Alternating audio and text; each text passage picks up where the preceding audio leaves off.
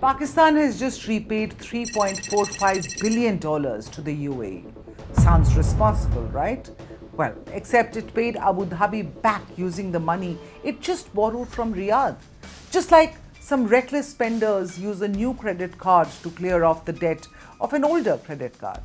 Saudi Arabia wrote a $2 billion check. Pakistan endorsed it straight to the UAE, and that is what Pakistan's economy has become, a financial shell game.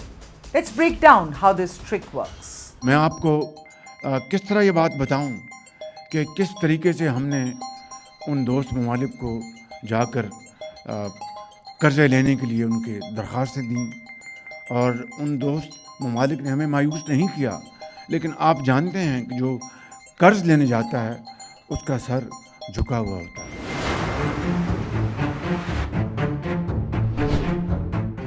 Pakistan's foreign exchange reserves have been critically low for years. At their worst, in early 2023, they fell to just under $3 billion, barely enough to cover 3 weeks of imports. A country of 250 million people was on the brink of default. It needed a minimum of 2 to 3 months of import cover to function without crisis. Pakistan, of course, was nowhere near that. The International Monetary Fund, the IMF, before releasing any tranche of its program or payments, demands that Pakistan demonstrate adequate reserve levels. It also demands structural reforms, tax broadening, energy subsidy cuts, privatization of state enterprise, downplay corruption, physical consolidation, all of that. Now, Pakistan cannot show adequate reserves without Gulf money. So the sequence works like this. Islamabad calls Riyadh, who in turn calls Abu Dhabi. It explains that without a fresh deposit or a rollover of existing deposits, it cannot meet IMF conditions. The Gulf states, who have heard this before really, negotiate. They extract commitments, political, military, diplomatic. Then they transfer the funds. Pakistan's reserve rise. The IMF sees the numbers, it releases the fresh tranche of payment. Until the next time. Now, Pakistan then uses part of this IMF money and part of the Gulf deposits to repay loans that are due, including sometimes previous Gulf loans. The reserves fall again. The cycle resets. It is not a rescue, it is a revolving drawer dressed up as a rescue.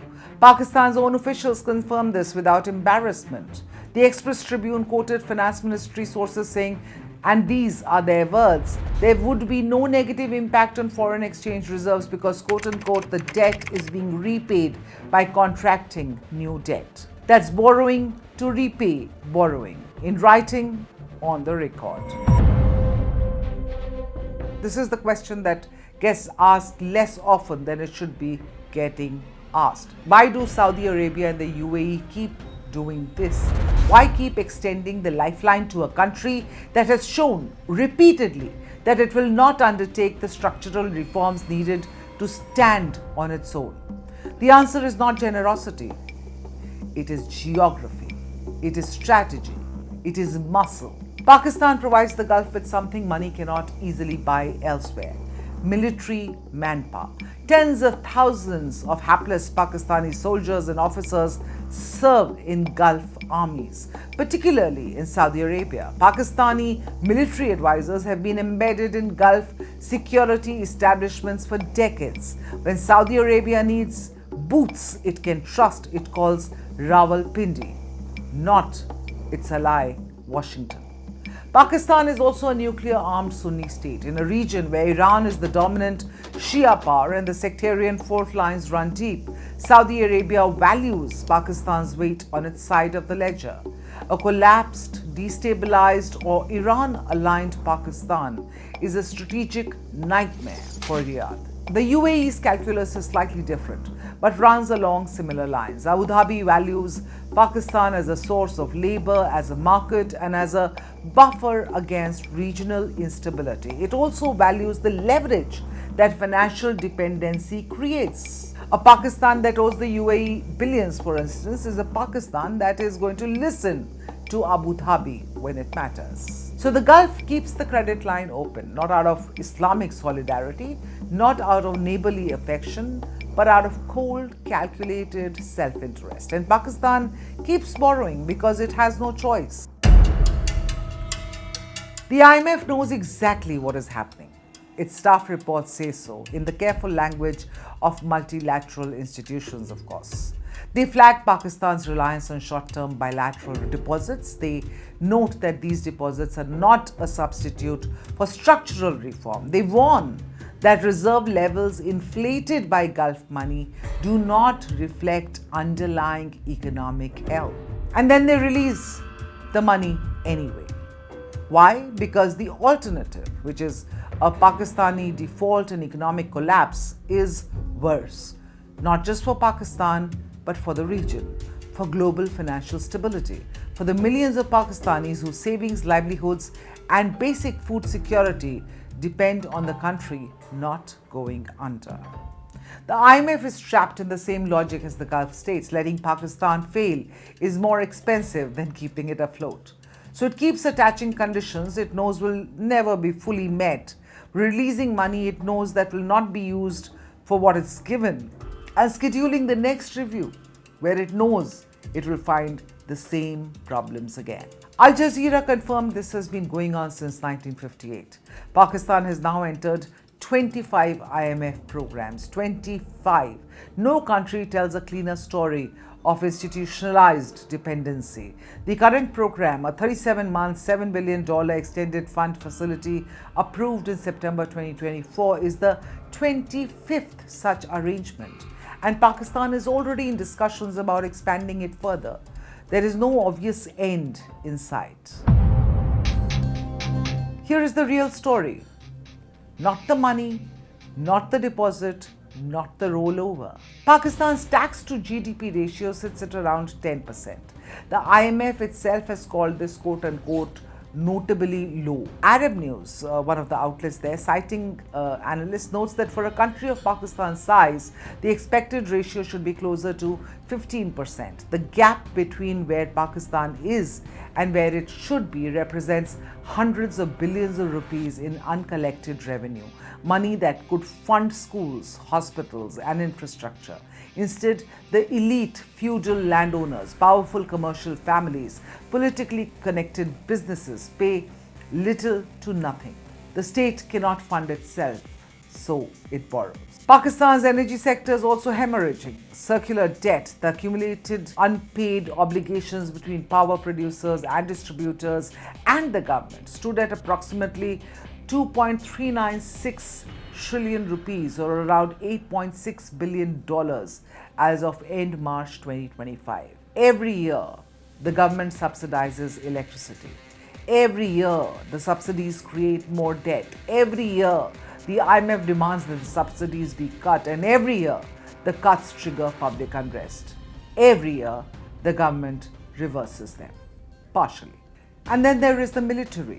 Pakistan's armed forces consumed over $7 billion in defense spending in the most recent budget year, nearly 7 times the IMF tranche disbursed in 2023 alone. But the official defense budget is only part of the picture. It confirms what analysts have argued for long, that the army owns significant stakes in Pakistan's biggest companies across cement, fertilizer, telecom, banking, and real estate. It is a state within a state, a commercial empire that does not open its books to IMF scrutiny, does not pay the taxes the IMF demands of others, and does not face the austerity it imposes on everyone else. No Gulf deposit fixes these problems. No IMF tranche addresses them.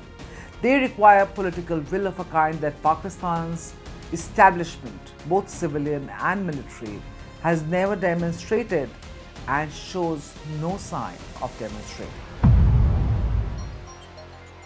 Think of it this way. Pakistan is using one credit card to pay off another. The Saudi deposit covers the UAE repayment, the IMF tranche covers the next deadline, the Chinese rollover covers the bilateral obligation. Around and around it goes. A normal credit card spiral ends when the lender cuts you off. when the limit is reached, when the risk becomes too high. Pakistan's spiral does not end that way because its lenders are not banks, they are governments, and governments make political decisions, not actuarial ones. As long as Pakistan remains strategically useful as a military supplier, as a nuclear deterrent, as a regional buffer, the Gulf will keep the account open. Saudi Arabia just proved it. It did not just send $3 billion, it also extended its existing $5 billion deposit for a longer term, removing the annual rollover pressure.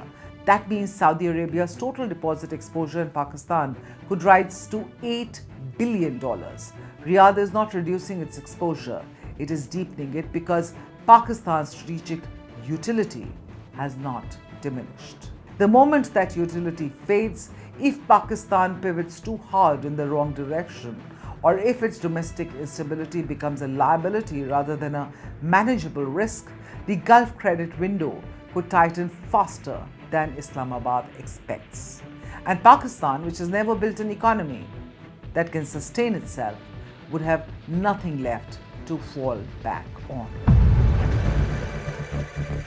For now, Pakistan seems to have warded off the immediate crisis with money from Saudi. But somewhere in Islamabad, a Pakistani finance ministry official is already calculating when the next tranche will be needed, which Gulf capital to call first, and what can be offered in return.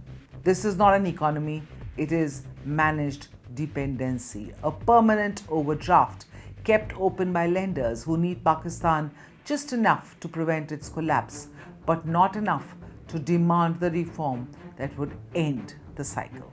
Pakistan is not using the Gulf like a credit card to pay off another credit card. It is the credit card owned by others, swiped by others, paid for eventually in political or military currency by the Pakistani state and the Pakistani people. The bill, my friends, never disappears. It just gets deferred until the next time Islamabad picks up the phone and calls somebody else to pay its bills.